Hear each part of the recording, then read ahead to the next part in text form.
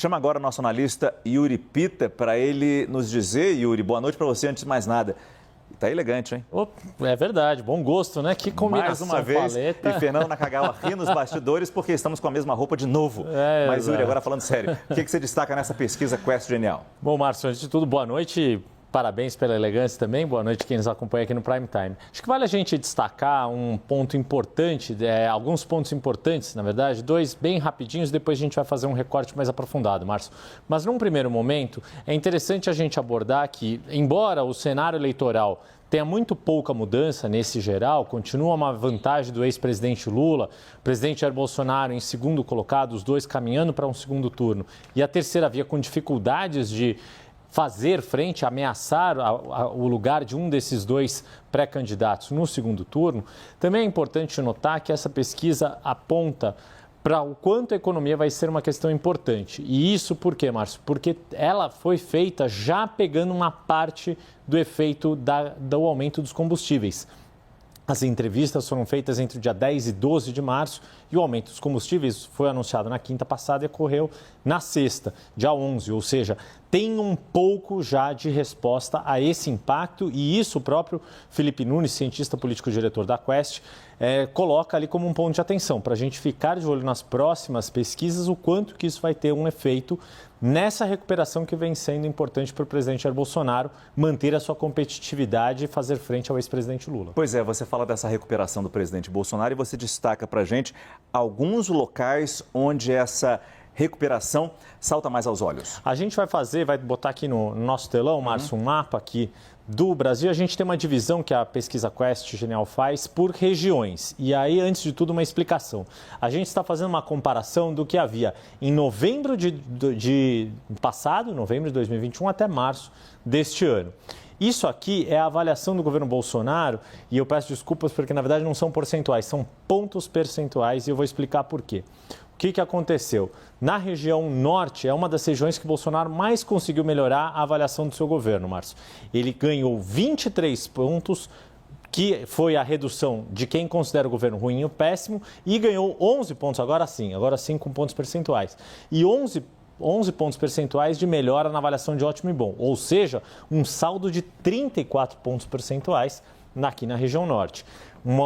Outras duas regiões em que esse salto também foi importante, sul e centro-oeste. São regiões que o agronegócio é muito forte, um eleitorado bastante caro ao presidente Jair Bolsonaro, regiões em que ele desempenhou muito bem. Esse é o copo meio cheio para o presidente Jair Bolsonaro. Qual é o copo meio vazio? Nas regiões Nordeste e Sudeste, que são as mais populosas, a variação não foi tão significativa, embora no Sudeste subiu 12 pontos percentuais esse saldo, no que ele ganhou de menos pessoas considerando o governo com uma avaliação negativa e mais pessoas considerando com uma avaliação positiva. O problema é que essa vantagem, principalmente aqui do Norte e mesmo aqui do Centro-Oeste, são regiões com poucos eleitores, 8% apenas do eleitorado. A região Sul tem 15%, mas aqui Nordeste e Sudeste a gente está falando de quase 70% dos eleitores que a variação na avaliação do governo ainda não é tão boa. Isso tem uma consequência eleitoral, Márcio, que é o que a gente vai mostrar agora na próxima tela, que é passando para a intenção de voto também essa evolução no mesmo período, agora sim com os percentuais que cada candidato tem, Lula, Bolsonaro e o agregado dos outros candidatos. Você vê que aquele efeito da avaliação tem impacto aqui na votação de Bolsonaro. Ele subiu de 18% para 30% das intenções de voto. Lula caiu de 57% para 43% aqui na região norte.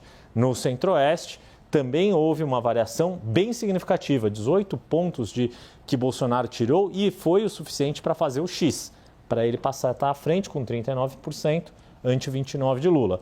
No caso da região sul, Lula perdeu bastante, Bolsonaro ganhou menos, mas diminuiu bem a distância também entre os dois, que era de mais de 20 pontos, passou aí a 6 pontos percentuais.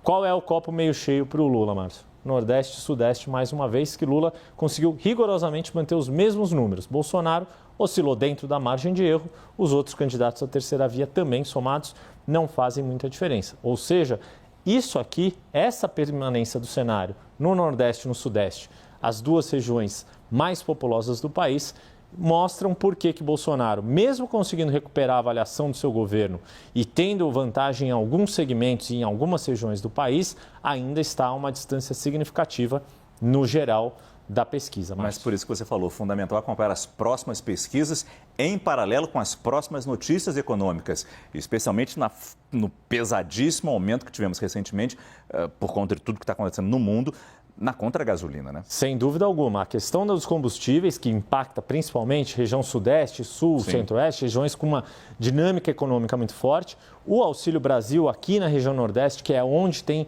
o maior número de beneficiários, ainda não está sentindo esse efeito nas intenções de voto. Na avaliação do governo já teve alguma melhora. A grande questão é quando que vai haver essa transição da avaliação do governo para um eventual aumento nas intenções de voto do presidente Bolsonaro. E o quanto que Lula, na reação, consegue manter, principalmente nessas duas regiões em que ele é muito forte, em especial o Nordeste, que é a segunda região mais populosa do país e que o ex-presidente Lula tem essa larga vantagem. Obrigado, Yuri Pita.